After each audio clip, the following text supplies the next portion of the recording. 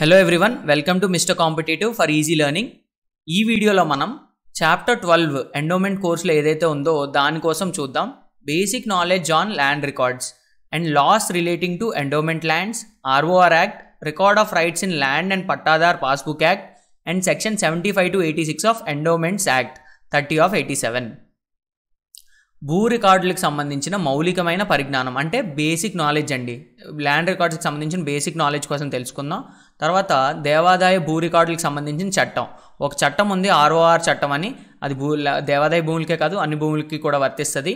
దీన్నే భూ పట్టాదార్ పాస్బుక్ చట్టం అని కూడా అంటారు. ఆ పట్టాదార్ పాస్బుక్ చట్టంలో రికార్డ్ ఆఫ్ రైట్స్ కోసం తెలుసుకుందాం. మరియు దేవాదాయ ధర్మాదాయ చట్టం 30 of 87లోని సెక్షన్ 75 నుంచి సెక్షన్ 86, సెక్షన్ 75 to 86 కోసం మనం ఇన్ డీటెయిల్గా తెలుసుకుందాం. సో ఇందులో 3 ఇంపార్టెంట్ థింగ్స్ ఉన్నాయి. ల్యాండ్ రికార్డ్స్ కోసం మౌలిక పరిజ్ఞానం, బేసిక్ నాలెడ్జ్ తెలుసుకుందాం ల్యాండ్ రికార్డ్స్కి సంబంధించి. అండ్ ఎండోమెంట్ ల్యాండ్స్కి సంబంధించి ఉన్న యాక్ట్ల కోసం తెలుసుకుందాం. ఆర్ఓఆర్ యాక్ట్ లేదా పట్టాదార్ పాస్బుక్ యాక్ట్ కోసం తెలుసుకుందాం. తర్వాత సెక్షన్ 75 నుంచి 86 వరకు ఎండోమెంట్ యాక్ట్లో ఏవైతే ఉన్నాయి సెక్షన్స్, ఆ సెక్షన్స్ కోసం తెలుసుకుందాం. భూ రికార్డులకు సంబంధించి మౌలికమైన పరిజ్ఞానం. ప్రభుత్వం ఈ భూ రికార్డులను భూములు కట్టబెట్టడానికో లేదా పట్టాలు పంపిణీ చేయడానికో వీటిని తయారు చేయలేదు. ఎందుకు అసలు ఎవరికైనా ఫేవర్ చేద్దాం, రైతులకి ఏదో పట్టాలు అందించేద్దాం, ఆ విధంగా ప్రభుత్వం అయితే ఈ ల్యాండ్ రికార్డ్స్ని తయారు చేయలేదండి. ఎందుకు తయారు చేసిందంటే ఏ భూమి నుంచి ఎవరి దగ్గర నుంచి ఎంత రెవెన్యూ వసూలు చేయాలో నిర్ధారణ చేసుకోవడానికి తయారైన రికార్డులే ఈ భూ రికార్డులు అన్నీ కూడా. అంటే ఈ ల్యాండ్ రికార్డ్స్ అనేది గవర్నమెంట్ ఎందుకు తయారు చేసింది? ట్యాక్స్ కలెక్ట్ చేయడానికి.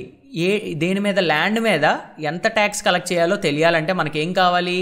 ఎంత పన్ను వసూలు చేయాలంటే తెలియాలంటే ఏ భూములు ఉన్నాయో తెలియాలి. అంటే ఎవరి భూములు ఉన్నాయి, ఏ భూములు ఉన్నాయో తెలియాలి, ఎంత భూమి ఉందో తెలియాలి. ఈ 2 అంశాలని తెలుసుకోవడానికి నిర్వహించిన కార్యక్రమమే సర్వే అండ్ సెటిల్మెంట్ కార్యక్రమం. అంటే సర్వే చేసి సెటిల్మెంట్ అంటే ఎవరో ఒకరికి దాన్ని ఇది నీ భూమి అని కేటాయించడమే సెటిల్మెంట్ అనమాట. సర్వే అంటే కొలతలు అవి వేయడం. సో మనకి ఇక్కడ 2 ఆస్పెక్ట్స్ ఏంటి, దేనికోసం ఈ ల్యాండ్ రికార్డ్స్ అనేవి తయారు చేసింది? మేజర్ వచ్చేసి ట్యాక్స్ కలెక్ట్ చేయడానికి. ట్యాక్స్ కలెక్ట్ చేయాలంటే రెండు కావాలి మనకి. ఏంటి? ఎవరి నుంచి ట్యాక్స్ కలెక్ట్ చేయాలి, ఎంత ట్యాక్స్ కలెక్ట్ చేయాలి. ఎవరి నుంచి కలెక్ట్ చేయాలంటే తెలుసుకోవడానికి ఎవరి భూమో తెలియాలి. అది ఎంత ట్యాక్స్ కలెక్ట్ చేయాలో తెలుసుకోవాలంటే దానికి కొలత వేయాలి. సో అందుకనే సర్వే అండ్ సెటిల్మెంట్ కార్యక్రమాన్ని గవర్నమెంట్ చేపట్టిందనమాట. ఈ భూములు కొలవటం, ఎవరిదో నిర్ధారణ చేయటం, వాళ్ళు ఎంత కట్టాలో నిర్ధారణ చేయటం, దానికోసం ఈ ల్యాండ్ రికార్డ్స్ అనేవి తయారు చేయబడ్డాయి. ఇది జాగ్రత్తగా గుర్తుపెట్టుకోండి. ఆంధ్రప్రదేశ్లోని 1819లో సర్వే జరిగిందనమాట. అప్పుడెప్పుడు బ్రిటిషర్స్ మన ఆంధ్రప్రదేశ్ని రూల్ చేసే టైంలో వాళ్ళు చాలా టైప్స్ ఆఫ్ ల్యాండ్ సెటిల్మెంట్స్ అనేవి చేసేవారు. ల్యాండ్ రెవెన్యూ సెటిల్మెంట్స్ అంటే ఎవరు ఏ భూమి నుంచి ఎంత కట్టాలి ట్యాక్స్ అనే దానికోసం వాళ్ళు సర్వే అనేది నిర్వహించారనమాట. తర్వాత దాన్నే మళ్ళీ రీసర్వే ఎప్పుడు జరిగింది? 1910లో జరిగిందనమాట. తెలంగాణలో ఈ రీసర్వే చూసుకుంటే మనకి 1940 నుంచి 1950 మధ్యలో సర్వే అనేది నిర్వహించడం జరిగింది. ఈ సర్వే ఎందుకు నిర్వహిస్తామో లాస్ట్ దాంట్లో చూసాం. సో మెయిన్ రీజన్ ట్యాక్స్ వసూలు చేయడానికే ఈ ల్యాండ్ రికార్డ్స్ అనేది మీరు గుర్తుపెట్టుకోండి. ఈ భూములు సర్వే జరిగేటప్పుడు 2 కీలకమైన రికార్డులు తయారవుతాయి. ఏంటి? 2 కీలకమైన రికార్డులు తయారవుతాయి. అవి ఏంటి అంటే, ఒకటి గ్రామ పటం. ఏంటది? గ్రామ పటం, విలేజ్ మ్యాప్ అంటారనమాట. ఆ విలేజ్ యొక్క మ్యాప్, కంప్లీట్ మ్యాప్ అనేది తయారవుతుంది. తర్వాత ఫీల్డ్ మెజర్మెంట్ బుక్ అనేది ఒకటి రెడీ అవుతుంది. ఈ 2 చాలా ఇంపార్టెంట్ రికార్డ్స్ గ్రామ రికార్డులకు సంబంధించి. ఈ 2 తయారవుతాయి. ఫస్ట్ చూద్దాం గ్రామ పటం లేదా విలేజ్ మ్యాప్. గ్రామంలో ఉండే భూములు, చెరువులు అన్నీ భాగాలుగా విడగొట్టి ఒక్కొక్క భాగానికి ఒక్కో నెంబర్ ఇవ్వడం జరుగుతుందన్నమాట. అంటే ఒక మొత్తం విలేజ్ తీసుకుందాం. ఒక 100 ఎకరాల్లో ఉందనుకుందాం విలేజ్. 1 ఎకరం ఏమో దానికో నెంబర్ వేస్తారు, విడగొడతారనమాట అడ్మినిస్ట్రేటివ్ కన్వీనియన్స్ కోసం. ఈ చెరువులన్నీ చెరువు ఒక దగ్గర ఉంది, దానికో సర్వే నెంబరు. లేదంటే కొన్ని భూములు ఉన్నాయి, బంజర్ భూములు, కొన్నాటికి ఒక సర్వే నెంబరు. ఈ ల్యాండ్ ఉంది, దానికో సర్వే నెంబరు. అలా డిఫరెంట్ నెంబర్లు వేస్తారనమాట. ఈ నెంబర్లు వేసిన నెంబర్లే సర్వే నెంబర్ అంటాం. సో ఫస్ట్ ఏం ఫామ్ అవుద్ది? విలేజ్ మ్యాప్ ఫామ్ అవుద్ది. ఆ మ్యాప్లో డిఫరెంట్ పార్ట్స్ కింద డివైడ్ చేస్తారు. డివైడ్ చేసి దానికి ఒక నెంబర్ ఇస్తారు. ఆ నెంబర్నే సర్వే నెంబర్ అంటారనమాట. నెక్స్ట్ ఫీల్డ్ మెజర్మెంట్ బుక్ అనేది ఒకటి రెడీ అవుద్ది. గ్రామంలో ఉండే ప్రతి సర్వే నెంబర్కు ఒక కొలతతో కూడిన రికార్డు ఉంటుందన్నమాట. అంటే ఇందాక మనం చూసాం కదా, కొల ఎందుకు వేయాలి, ఎంత ల్యాండ్ ఉందో తెలుసుకోవాలంటే దానికి కొల వేయాలి కదా, కొలిసిన తర్వాత దానికి ఇంత ట్యాక్స్ అని మనం వేయొచ్చు అనమాట. సో గ్రామంలో సర్వే నెంబర్ల కింద ఇందాక మనం డివైడ్ చేసుకున్నాం, ఇండివిజువల్గా చిన్న చిన్న భాగాలుగా డివైడ్ చేసి ఆడికో సర్వే నెంబర్ ఇచ్చాం. సర్వే నెంబర్ ఇచ్చిన తర్వాత దానికి కొలతలు వేస్తారు. ఆ కొలతలు వేసిన దాన్ని ఫీల్డ్ మెజర్మెంట్ బుక్ అంటారనమాట. తెలంగాణలో దీన్ని టీ-పన్ అని కూడా అంటారు. ఇది మనకి తెలంగాణ పిఎస్సి చదివినప్పుడు యూజ్ అవుద్ది. ఈ రెండింటినీ కలిపి సర్వే రికార్డ్స్ అంటాం అనమాట.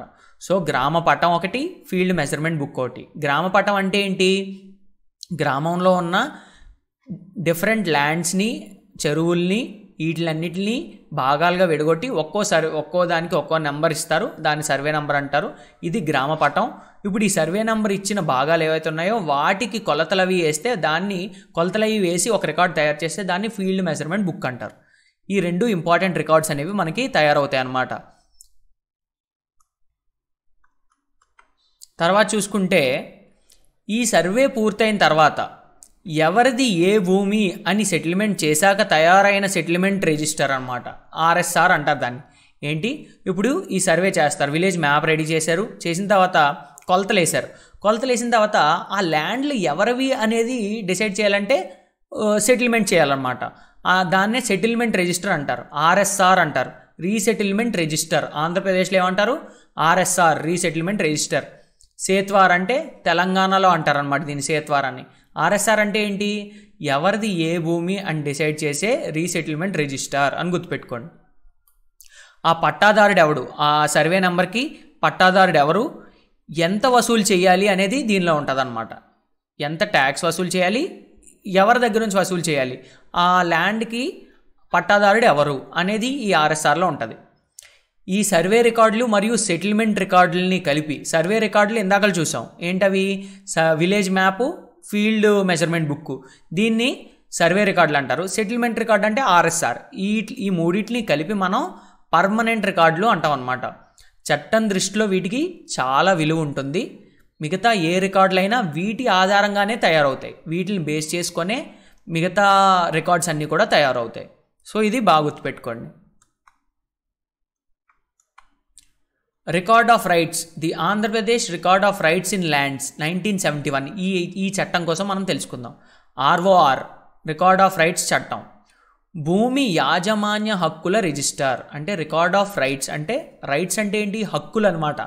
భూమి మీద ఎవరికి హక్కు ఉందో తెలిపే చట్టమే ఆర్ఓఆర్ చట్టం అనమాట. భూమి యాజమాన్యుల హక్కుల రిజిస్టర్. ఈ భూమికి సపోజ్ ఆ భూమిని తీసుకున్నాం, దానికి యజమాని ఎవరు, దానికి ఎవరి మీద హక్కు ఉంది అని చెప్పే రిజిస్టరే ఆర్ఓఆర్ అనమాట. కొన్ని పదాలు ఉన్నాయి. పట్టాదారు పాస్ పుస్తకం. ఈ పట్టాదారు పాస్ పుస్తకం అంటే ఏంటో చూద్దాం. ప్రతి రైతుకు పట్టాదారు పాస్ పుస్తకం ఇవ్వాల్సిన బాధ్యత రెవెన్యూ డిపార్ట్మెంట్ దగ్గర ఉంటుందన్నమాట. పట్టాదారు పాస్ పుస్తకం అంటే ఏంటి, ఇప్పుడు మనం బ్యాంక్కి వెళ్తే మన దగ్గర ఏముంటుంది, బ్యాంక్ పాస్బుక్ ఉంటుంది. అంటే బ్యాంక్ తాలూకా డీటెయిల్స్ అన్నీ కూడా, మన అకౌంట్ తాలూకు డీటెయిల్స్ అన్నీ కూడా అందులో ఉంటాయి. సేమ్ అలాగే అగ్రికల్చర్లో చూసుకుంటే ల్యాండ్ తాలూకు డీటెయిల్స్ అన్నీ కూడా అతని రైట్ అనమాట, అతని హక్కు. పట్టాదారు పాస్ పుస్తకం అంటే పాస్ పుస్తకం వచ్చి అతనికి హక్కు కల్పించడం అనమాట. అది కల్పించాల్సిన బాధ్యత ఎవరిపైన ఉంటుంది, రెవెన్యూ డిపార్ట్మెంట్ పైన ఉంటుందన్నమాట. అగ్రికల్చర్కి సంబంధించిన డేటా అంతా అందులో ఉంటుంది, ఆ ల్యాండ్కి సంబంధించి, ఆ రైతుకు సంబంధించి కూడా. ఏదైనా కారణాల వల్ల రైతుకున్న భూమి రికార్డుల్లో నమోదు చేయకపోతే సంబంధిత తహసీల్దార్కి వెళ్ళి ఆ రైతు దరఖాస్తు పెట్టుకోవాలి. ఏమని పెట్టుకుంటారు, నా ల్యాండ్ ఆన్లైన్ అవ్వలేదు లేదా పాస్బుక్లోకి ఎక్కలేదు, అది ఎక్కించండి అని ఒక దరఖాస్తు పెట్టుకుంటారు. అసలు పాస్బుక్కే లేకపోతే అప్పుడు ఏం చేస్తారు, ఎవరి పేరునో ఉందనుకుందాం, ఆ పాస్బుక్ ఉంది, లేదంటే అప్పుడు మ్యూటేషన్ పెట్టుకుంటారు అనమాట. మ్యూటేషన్ చెయ్యండి అని దరఖాస్తు పెట్టుకుంటారు. పాస్బుక్ లేకపోతే తయారు చేస్తారు. పాస్బుక్లో కొంత ల్యాండ్ ఎక్కకపోతే ఆ ల్యాండ్ ఎక్కిస్తారు. ఒకవేళ వేరే వాళ్ళ పేరు ఉంటే దాన్ని మ్యూటేషన్ కూడా చేస్తారనమాట. మ్యూటేషన్ అంటే పేరును బదలాయించడం, మ్యూటేషన్ అంటే పేరు బదలాయింపు. రిజిస్ట్రేషన్ డాక్యుమెంట్ను తన పేరు మీద అమలు చేయండి అని దరఖాస్తు పెట్టుకుంటే తహసీల్దారు ఆ సైట్లో పంచనామా, వెబ్సైట్లో పంచనామా అప్లోడ్ చేయాల్సి ఉంటుంది అన్నమాట తహసీల్దార్ గారు. పంచనామా అంటే ఏంటి, గ్రామ పెద్దల సమక్షంలో జరిగే విచారణ తాలూకా నిర్ధారణ. అంటే గ్రామంలో ఉండే పెద్దలందరూ ఏం నిర్ధారిస్తారంటే సంతకాలు పెడతారు ఒక కాగితంలో, దాన్నే పంచనామా అంటారు. సంతకాలు పెట్టి ఈ ల్యాండ్ ఇతనికే చెందుతుంది లేదా ఈ వీళ్ళ ఆవిడికే చెందుతుంది, వీళ్ళకి చెందుతుందని చెప్పేసి గ్రామ పెద్దలందరూ పంచనామా సంతకాలు చేసి ఇస్తారనమాట. అప్పుడే తహసీల్దారు దాన్ని ఇనిషియేట్ చేయగలరు, ఆ పేరు బదలాయింపుని. ఇది చెయ్యండి అన్నట్టు వాళ్ళు చెప్తారు. అంటే గ్రామంలో ఉండేది వాళ్ళే కదా, వాళ్ళకే అవేర్నెస్ ఉంటుంది. ఎవరు ఎక్కడ ఉన్నారు, ఏ ఏరియాలో ఎవరు ఉంటున్నారు, ఏ ల్యాండ్ ఎవరిది అనేది వాళ్ళకే అవేర్నెస్ ఉంటుంది. కాబట్టి వాళ్ళ ద్వారా చేస్తారు పంచనామా. అలా పంచనామా నిర్వహించి పట్టాను అమలు చేయడానికి మ్యూటేషన్ స్టార్ట్ చేస్తారు. దీన్నే మ్యూటేషన్ అంటాం అనమాట మనం. మ్యూటేషన్ అంటే ఏంటి? ఒకరి పేరు నుంచి ఒకరి పేరుకి బదలాయించడం. ఎవరు చేస్తారైతే తహసీల్దార్ చేస్తారు. ఏం చేసి చేస్తారు? పంచనామా చేసి చేస్తారనమాట. ఇలా మ్యూటేషన్ చేసినప్పుడు రైతులు రిజిస్ట్రేషన్ ఆఫీస్లోకి వెళ్ళి రిజిస్ట్రేషన్ చేయించుకోవచ్చు. ఆర్ఓఆర్ ద్వారా కూడా రిజిస్ట్రేషన్ అనేది చేయించుకోవచ్చు అనమాట. ఇప్పుడు అడంగల్ అని ఒకటి ఉంటుంది. అడంగల్ అంటే ఆంధ్రప్రదేశ్లో అడంగల్ అంటారు, పహాని అంటే తెలంగాణలో అంటారనమాట. గ్రామంలో సాగు భూముల వివరాలు నమోదు చేసే రిజిస్టర్ అడంగల్ అంటారు. ఏంటి? గ్రామంలో ఉండే సాగు భూములన్నీ కూడా ఒక రిజిస్టర్లో ఉంటాయి. ఆ రిజిస్టర్లో అడంగల్ అంటారనమాట. ఆంధ్ర ప్రాంతంలో అడంగల్ అని, తెలంగాణ ప్రాంతంలో పహాని అని పిలుస్తారు. భూమికి సంబంధించిన చరిత్ర మొత్తం అందులో ఉంటుంది. అడంగల్ ఏముంటుందండి? భూమి యొక్క నేచర్ ఏంటి, ఏ టైప్ ఆఫ్ పంటలు పండించారు, ఏ సాయిల్ ఉంది, ఇవన్నీ కూడా అడంగల్లో మనకు ఉంటాయన్నమాట. భూముల కొనుగోలు, అమ్మకాలు, సాగు చేస్తున్న పంట వివరాలు ఎప్పటికప్పుడు ఇందులో నమోదు చేస్తారు. ఏమేం చేస్తారు ఇందులో? భూమి ఎవరు కొన్నారు, ఎప్పుడు కొన్నారు, తర్వాత ఏ పంటలు పండిస్తున్నారు అనేది అడంగల్లో మనకి నమోదు చేస్తారనమాట. ఆ సంబంధిత సర్వే నంబర్లో ఉన్న భూమి తాలూకు వివరాలు కూడా ఇందులో ఉంటాయి. ఒక అడంగల్లో బోల్డ్ సర్వే నంబర్లు ఉంటాయి. ఆ సర్వే నంబర్లలో ఏ భూమి ఉంది, ఎవరి పేరున ఉంది అనేది ఉంటుందన్నమాట. సర్వే నంబర్ ఆధారితంగా అడంగల్ ఉంటుంది. 1B అంటే ఏంటంటే మనిషి ఆధారితంగా ఉంటుంది. 1Bలో ఏముంటుంది? ఒక మనిషి పేరున ఏ భూమి ఉంది, ఎంత భూమి ఉంది, ఏ సర్వే నెంబర్లో ఉందని 1Bలో ఉంటుంది. అడంగల్లో అయితే ఈ సర్వే నెంబర్లో ఎంతమంది మనుషులు ఉన్నారనేది, ఎంతమంది మనుషులు ఉన్నారు, ఎన్ని రకాల పంటలు వేస్తున్నారు, అమ్మకాలు కొనుగోలు అనేది అడంగల్లో ఉంటుందన్నమాట. ఇవి గుర్తుపెట్టుకోండి. అడంగల్ అంటే సర్వే నెంబర్ ఆధారితంగా ఉంటుంది. ఒక సర్వే నెంబర్లో ఎంతమంది ఉన్నారు. అదే 1B అయితే 1Bలో బోల్డ్ సర్వే నెంబర్లు ఉండొచ్చు. ఒక మనిషి ఆధారితంగా ఉండేది 1B. ఒక మనిషి పేరున ఎన్ని భూములు ఉన్నాయి, ఎన్ని సర్వే నెంబర్లు ఉన్నాయి, ఎంత భూమి ఉంది అనేది 1B అనమాట. ఇక్కడ 1B రిజిస్టర్ భూమి యాజమానుల రిజిస్టర్ అంటే ఎవరు యజమాని ఆ భూమికి అనేది చెప్పేదే 1B రిజిస్టర్. వ్యవసాయ భూమి కలిగి ఉన్న ప్రతి వ్యక్తి పేరు కూడా 1B రిజిస్టర్లో రావాలి. అంటే 1B రిజిస్టర్లో ఎవరికైతే అగ్రికల్చర్ ల్యాండ్ ఉంటుందో వాళ్ళందరి పేర్లు కూడా ఉండాలన్నమాట. మండల కేంద్రాల్లో ఇది ఉంటుంది. ఇప్పుడు అంతా ఆన్లైన్ చేశారు కాబట్టి ఆన్లైన్లోనే మనకి అవైలబుల్ ఉంటుంది. ఒక వ్యక్తి పేరు ఉన్న భూమి తాలూకు వివరాలన్నీ కూడా 1B రిజిస్టర్లో ఉంటాయి. సపోజ్ మీకు 1B సర్టిఫికేట్ ఇస్తారు. ఆ 1B సర్టిఫికేట్లో ఏముంటుంది? సపోజ్ నేనున్నాను, నా పేరు పలానా రమేష్. రమేష్ పేరుని ఎంత భూమి ఉంది, ఏ సర్వే నెంబర్లో ఉన్నాయి అనేది మొత్తం 1B సర్టిఫికేట్లో ఉంటుంది. అదే వాళ్ళు రిజిస్టర్లో కూడా ఉంటుంది అనమాట. రిజిస్టర్లో ఉన్నదే సర్టిఫికేట్ కింద తీసిస్తారు. అడంగల్ అంటే ఏంటి? ఇప్పుడు రమేష్కి 3-4 సర్వే నెంబర్లు ఉన్నాయి. ఒక సర్వే నెంబర్ తీసుకుందాం, 260లో ఒకటి అనుకుందాం. 260లో ఒకటి సర్వే నెంబరు రమేషే కాకుండా బోల్డ్ మంది ఉంటారు. వాళ్ళందరి పేర్లు అందులో వస్తాయి అడంగల్లో. రమేష్ ఏ పంట వేసాడు, సురేష్ ఏ పంట వేసాడు, రాజేష్ ఏ పంట వేసాడు, ఆ పంటల వివరాలు ఉంటాయి. ఇతనికి ఎంత ఉంది ఆ అడంగల్లో, ఆ సర్వే నెంబర్లో ఇతనికి ఎంత ఉంది, ఇతనికి ఎంత ఉంది, ఇవన్నీ కూడా అడంగల్లో ఉంటాయి. రిజిస్టర్ 1Bలో ఒక మనిషి మాత్రమే ఉంటాడు. బోల్డ్ సర్వే నెంబర్లుండి భూమి అంతా ఉంటుంది. అడంగల్ ఏంటి? సర్వే నెంబర్ ఉంటుంది. ఆ సర్వే నెంబర్లో దాని మీద జరిగిన ట్రాన్సాక్షన్స్, పంటలు, కొనుగోళ్ళు, అమ్మకాలు ఇవన్నీ కూడా అడంగల్లో ఉంటాయి. ఇది ఈ వ్యత్యాసాన్ని మీరు గుర్తుపెట్టుకోవాలి. ఎన్కంబరెన్స్ సర్టిఫికేట్ ఈసీ అనే ఒకటి ఉంటుంది అనమాట. ఎన్కంబరెన్స్ సర్టిఫికేట్ అంటే ఏంటంటే భూస్వరూపాన్ని తెలియజేసే ధృవీకరణ పత్రం. 32 ఏళ్ళలోపు ఏ సర్వే నంబర్ భూమికి జరిగిన లావాదేవీలు తెలియజేస్తున్న దాన్నే ఈసీ అంటారు. ఏంటండి? 32 ఇయర్స్లో, లాస్ట్ 32 ఇయర్స్లో ఆ భూమి మీద ఏ ట్రాన్సాక్షన్ జరిగాయి, ఎవరికి అమ్మారు, ఎవరి దగ్గర ఎవరు కొన్నారు, దాని నేచర్ ఏంటి, నేచర్ ఆఫ్ సాయిల్ ఏంటి, తర్వాత ఆ భూమి యొక్క స్వరూపం ఏంటి, ఎలాంటి భూమి, ఇవన్నీ కూడా మనకి ఎన్కంబరెన్స్ సర్టిఫికేట్లో ఉంటాయి. రిజిస్ట్రేషన్ చేసే టైంలో రిజిస్టర్ ఆఫీస్కి వెళ్తే ఆ ఈసీ తెమ్మని అడుగుతారనమాట. మనం రిజిస్ట్రేషన్ చేయించుకోవాలంటే ఎన్కంబరెన్స్ సర్టిఫికేట్ ఈసీ అనేది అవసరం. 32 ఇయర్స్ రికార్డ్ ఉంటుంది అనమాట. All transactions related to that land, అది గుర్తుపెట్టుకోవాలి. All financial transactions related to that land ఇవన్నీ ఉంటాయన్నమాట ఈసీలో.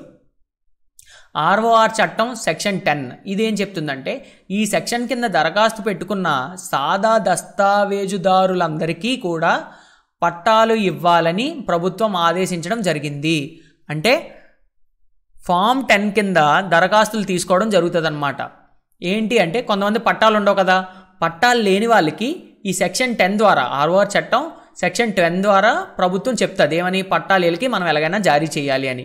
దానికి ఫామ్ 10లో దరఖాస్తు పెట్టుకోవాలి రైతులు ఎవరైనా సరే.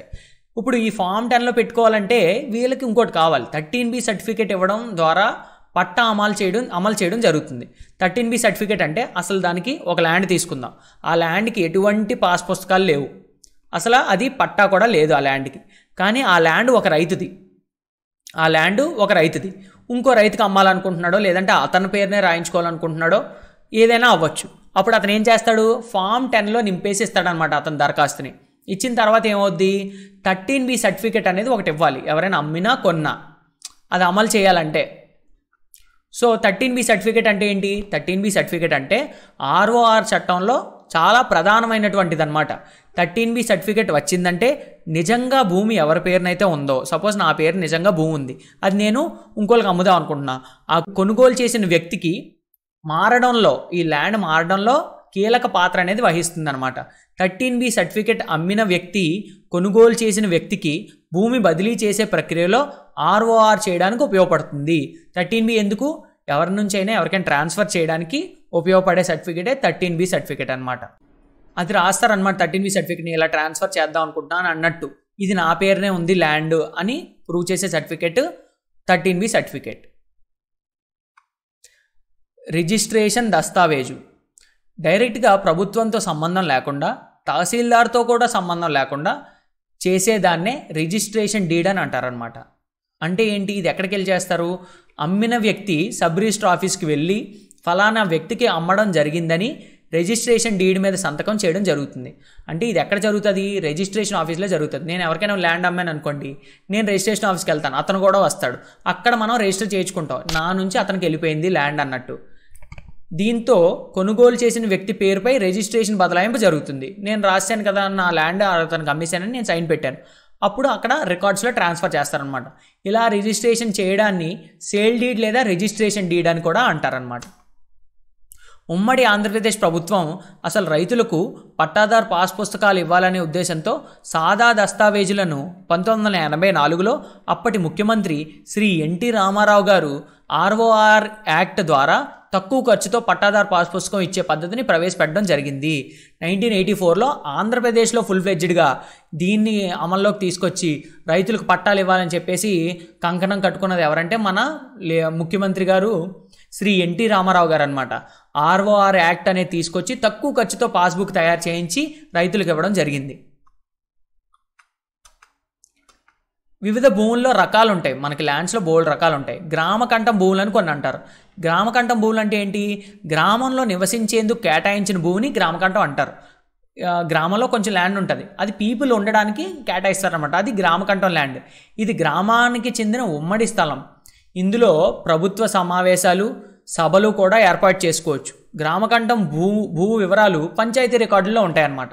దాని మీద కొంచెం పవర్స్ కూడా పంచాయతీకే ఉంటాయి. గ్రామకంఠం మీద ఉన్న పవర్స్ కూడా పంచాయతీకే ఉంటాయన్నమాట.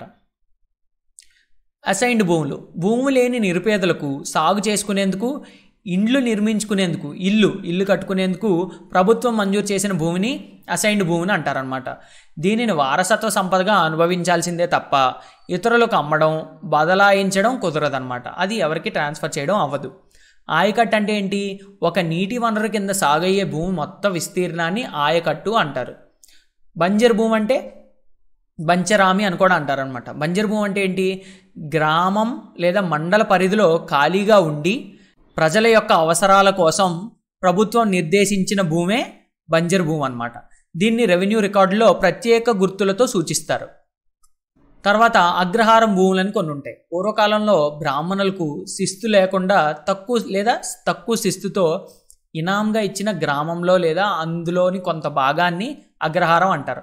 ఏదైనా బ్రాహ్మిన్స్కి ఇచ్చారనుకోండి, ఒక విలేజ్ మొత్తం ఇచ్చేస్తారు, లేదంటే విలేజ్లో కొంచెం పాటిస్తారు, దాన్ని అగ్రహారం అంటారు అన్నమాట. దానికి ట్యాక్స్ ఉండదు లేదా తక్కువ ట్యాక్స్ ఉంటుంది బ్రాహ్మిన్స్ కాబట్టి అలా ఇచ్చేవారు.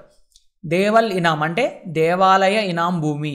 దేవాలయ నిర్వహణ కోసం పూజారుల పేరును కానీ దేవాలయం పేరును కానీ కేటాయించిన భూమిని దేవల్ ఇనాం అంటారు. పోరంబోకు ల్యాండ్ ఉంటుంది అనమాట. దాన్ని ఏమంటారంటే భూములపై సర్వే చేసేటప్పుడు సేద్యానికి పనికి రాకుండా ఉన్న భూముల్ని పోరంబోకు భూములు అంటారు. ఇది కూడా ప్రభుత్వ భూమే. అంటే రీసర్వే చేశారు కదా, అప్పుడు సర్వే చేసే టైంకి అందులో పంటలు పండకుండా నిర్వీర్యంగా ఉన్న భూమిని పోరంబోకు ల్యాండ్ అంటారనమాట. కొన్ని కొలతలు ఉన్నాయి, భూ రికార్డుల్లో ఉపయోగించే కొన్ని కొలతలు ఉన్నాయన్నమాట. మనకి ఎగ్జామ్లో వచ్చే ఛాన్స్ ఉంది. అంటే 1 ఎకరం ఎన్ని సెంట్లు అని అడుగుతారు. 1 ఎకరం ఎన్ని సెంట్లు? 100 సెంట్లు. తర్వాత 1 ఎకరానికి ఎన్ని గుంటలు? 40 గుంటలు. గుంటలు అనేది అవుట్డేటెడ్ అయిపోయింది, ఇప్పుడు యూజ్ చేయరు. బట్ సెంట్లు, గజాలు, చదరపు అడుగులు ఇవే యూజ్ చేస్తారు. అన్నిటికన్నా పెద్దది ఎకరం, ఆ తర్వాత చిన్నది సెంటు, ఆ తర్వాత చిన్నది చదరపు గజాలు, ఆ తర్వాత చిన్నది చదరపు అడుగులు అనమాట. సో 1 ఎకరానికి 100 సెంట్లు, 40 గుంటలు, 4840 చదరపు గజాలు, 43560 చదరపు అడుగులు. 1 గుంటకు 121 చదరపు గజాలు లేదా 1089 చదరపు అడుగులు. 1 సెంటుకు, ఇది బాగా గుర్తుపెట్టుకోండి, సెంటుకి ఎన్ని గజాలు ఉంటాయి? సెంటుకి ఎన్ని గజాలు ఉంటాయి? 48.4 చదరపు గజాలు ఉంటాయి. 1 సెంటుకి ఎన్ని చదరపు అడుగులు ఉంటాయి? 435.6 అనమాట. ఓకేనా? 1 చదరపు గజానికి 1 స్క్వేర్ యార్డ్కి ఎన్ని ఫీట్ ఉంటాయి? 9 అడుగులు ఉంటుంది. 1 square yard is equals to 9 square feet అనమాట. సో 3 × 3. ఓకే, ఇవి కొన్ని కొలతలు ఉపయోగిస్తాం మనం. ఇది మనం క్వశ్చన్స్లో కూడా చూసుకుందాం. అంతే, ఇక్కడ భూ రికార్డులు అనేది మనకి కంప్లీట్ అయిపోయింది. బేసిక్ నాలెడ్జ్ అనేది మనం తెలుసుకున్న తర్వాత మనం ఫస్ట్ నుంచి ఒక్కసారి చూసుకుంటూ వెళ్ళిపోదాం. ఫస్ట్ గవర్నమెంట్ ఎందుకు ఈ రికార్డ్స్ని తయారు చేసిందో చూసాం. ఎందుకు తయారు చేసింది? రెవెన్యూ ఎంత వసూలు చేయాలో తెలుసుకోవడానికి తయారు చేసింది. దానికోసం ఈ ల్యాండ్ రికార్డ్స్ కోసం సర్వే అండ్ సెటిల్మెంట్ కార్యక్రమం అనేది స్టార్ట్ చేసింది అనమాట. స్టార్ట్ చేసిన తర్వాత మనం 1819లో ఈ సర్వే అనేది జరిగింది. రీసర్వే 1910లో జరిగింది. 2 ఇంపార్టెంట్ రికార్డ్స్ తయారవుతాయి ల్యాండ్ సర్వే చేసినప్పుడు. గ్రామ పటం అంటే విలేజ్ మ్యాప్. విలేజ్ని కొన్ని భాగాలుగా డివైడ్ చేసి దానికి ఒక సర్వే నెంబర్ ఇస్తాం. ఇలా సర్వే నెంబర్ ఇచ్చిన దానికి కొలతలు వేస్తే దాన్ని ఫీల్డ్ మెజర్మెంట్ బుక్ అంటారు. తర్వాత దాని నుంచి సెటిల్మెంట్ చేస్తారనమాట. ఈ ల్యాండ్ ఎవరికి చెందుతుందని సెటిల్మెంట్ చేయడాన్ని RSR అంటారు, రీసెటిల్మెంట్ రిజిస్టర్ అంటారు. ఈ మూడింటిని కలిపి village map, FMB book, field measurement book, RSR, ఈ మూడింటిని కలిపి పర్మనెంట్ రికార్డ్స్ అంటారు. ROR చట్టం అనేది గవర్నమెంట్ తయారు చేయడం జరిగింది 1971లో. రైతులకు సంబంధించిన భూములు, ఆస్తుల మీద హక్కులు కల్పించాలనే ఉద్దేశంతో ఈ ROR చట్టం చేయడం జరిగిందనమాట. దీన్నే పట్టాదార్ పాస్బుక్ చట్టం అని కూడా అంటారనమాట. మనం పట్టాదార్ పాస్బుక్ అంటే ఏంటి? అది ఒక హక్కు అనమాట.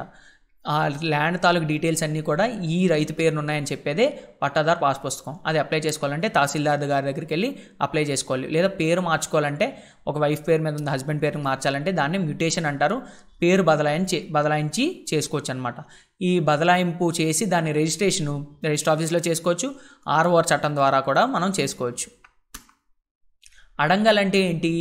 అడంగల్ అంటే ఒక సర్వే నెంబర్లో బోల్డ్ మందికి భూములు ఉంటాయి. ఆ భూముల తాలూకా సాగు భూము తాలూకా వివరాలు అనమాట. దాని చరిత్ర మొత్తం ఉంటుంది. అమ్మకాలు, కొనుగోళ్ళు, ఎక్కడి నుంచి ఎక్కడికి, పంట వివరాలు అన్నీ కూడా అడంగల్లో ఉంటాయి. 1B అంటే ఓన్లీ ఒక వ్యక్తిని గుర్తుపెట్టుకోండి. ఒక వ్యక్తి తాలూకా భూమి అంతా ఎక్కడెక్కడ ఉందో అన్ని సర్వే నెంబర్లు వచ్చేస్తాయి అనమాట. ఒక చోట ఒక దగ్గర ఉంది, ఒక చోట ఉంది, ఇవన్నీ కలిపి ఒక సర్వే నెంబర్లో ఒక రిజిస్టర్లో వస్తాయి, ఒక సర్టిఫికేట్లో వస్తాయి. ఆ సర్టిఫికేట్నే 1B సర్టిఫికేట్ అంటాం అనమాట. ఆ రిజిస్టర్లోంచి తీసి 1B సర్టిఫికేట్ అనేది మనకి ఇస్తారు. సో ఒక వ్యక్తి పేరున ఎంత భూమి ఉంది, ఏం భూమి ఉంది అనేది తెలిపేదే 1B సర్టిఫికేట్. తర్వాత ఎన్కంబరెన్స్ సర్టిఫికేట్ 32 సంవత్సరాల యొక్క ట్రాన్సాక్షన్స్, ఫైనాన్షియల్ ట్రాన్సాక్షన్స్, లావాదేవీలు ఏవైతే ఉన్నాయో ఆ భూ స్వరూపాన్ని తెలిపే లావాదేవీలు ఇవన్నీ కూడా ఎన్కంబరెన్స్ సర్టిఫికేట్లో ఉంటాయి. ROR చట్టం సెక్షన్ 10 ప్రకారం ఎవరికైతే ప్రభుత్వం కేటాయించిన భూములకి పాస్బుక్లు తయారు చేయడానికి ఈ ఫామ్ వాడతారు. 13B సర్టిఫికేట్ కీలక పాత్ర పోషిస్తుంది అనమాట ఈ ట్రాన్సాక్షన్ జరగడంలో. 13B సర్టిఫికేట్ అంటే ఏంటి? ROR చట్టంలో చాలా ప్రధానమైందనమాట 13B సర్టిఫికేట్. ఒకరి నుంచి ఒకరికి ల్యాండ్ మారుతున్నప్పుడు దాన్ని ప్రూవ్ చేయడానికి 13B సర్టిఫికేట్ చాలా యూజ్ అవుతుంది అనమాట. ఒక ప్రూఫ్ లా యూజ్ అవుతుంది. రిజిస్ట్రేషన్ దస్తావేజ్ అంటే తహసీల్దార్తో సంబంధం లేకుండా, ప్రభుత్వంతో సంబంధం లేకుండా డైరెక్ట్గా రిజిస్ట్రేషన్ ఆఫీస్కి వెళ్ళి చేయించుకునే దాన్నే రిజిస్ట్రేషన్ దస్తావేజ్ అంటారనమాట. కొనుక్కునే వాళ్ళు, అమ్మిన వాళ్ళు వెళ్ళి సంతకాలు చేసి కొనుక్కున్న వాళ్ళ పేరున అమ్మే వాళ్ళు రాసేస్తారనమాట. తర్వాత 1984లో ఎన్టీ రామారావు గారు చాలా మనకి కష్టపడి తక్కువ డబ్బులకే తక్కువ ఖర్చుతో పట్టాదారు పాస్ పుస్తకం రైతులకు వచ్చేలాగా ఆర్ఓఆర్ చట్టాన్ని ఫుల్ ఫ్లెడ్జ్డ్గా అమలు చేశారు మనకి. తర్వాత వివిధ భూముల్లో రకాలు ఉన్నాయి. గ్రామకంఠం అంటే గ్రామాల్లో నివసించేందుకు కేటాయించిన భూమి. ఇది పంచాయతీ రికార్డులో ఉంటుంది, పంచాయతీకి పవర్ ఉంటుంది దీని మీద. అసైన్డ్ భూములు అంటే నిరుపేదలకు సాగు చేసుకునేందుకు ఇల్లు కట్టుకునేందుకు ఇచ్చిన భూమి అసైన్డ్ ల్యాండ్స్ అనమాట. ఇవి బదలాయించడం కుదరదు. ఆయకట్టు అంటే ఒక నీటి వనరు కింద సాగే భూమి మొత్తాన్ని ఆయకట్టు అంటారు. బంజరు భూమి అంటే అది ప్రజావసరాల కోసం ప్రభుత్వం నిర్దేశిస్తుంది అనమాట, కొంత భూమిని ప్రజలు వాడుకోండి అని, గ్రామంలో మండలంలో కానీ. తర్వాత అగ్రహారం భూములు ఉంటాయన్నమాట. అగ్రహారం భూములు అంటే ఏంటి? బ్రాహ్మణులకు ట్యాక్స్ లేకుండా కేటాయించిన భూములు అగ్రహారం భూములు. దేవల్ ఇనాం అంటే దేవాలయ నిర్వహణ కోసం కేటాయించిన భూములు దేవల్ ఇనాం అంటారు. పోరంబోకు భూములు అంటే అగ్రికల్చర్కి పనికిరాని భూములు, సర్వే చేసే టైంకి అప్పుడు అగ్రికల్చర్ పనికి రాలేని భూములన్నీ కూడా పోరంబోకు భూములు అంటారు. అవి కూడా ప్రభుత్వ భూములే. భూ రికార్డులో ఉపయోగించే కొన్ని కొలతలు చూసాం. ఎకరానికి ఎన్ని సెంట్లు? 100 సెంట్లు, అది గుర్తుపెట్టుకోండి. తర్వాత ఎకరానికి ఎన్ని గజాలు? 4840. గుంటలు అనేవి అంత ఫోకస్ చేయాల్సిన అవసరం లేదు. ఎకరానికి ఎన్ని గజాలు? 4840. ఎన్ని చదరపు అడుగులు? 43560. ఒక సెంటుకి ఎన్ని చదరపు గజాలు? 48.4. ఒక సెంటుకు ఎన్ని చదరపు అడుగులు? 435.6. ఒక చదరపు గజానికి, ఒక స్క్వేర్ యార్డ్కి ఎన్ని చదరపు అడుగులు? 9 చదరపు అడుగులు, 9 square feet. 1 square yard equals to 9 square feet. ఇది బాగా గుర్తుపెట్టుకోండి.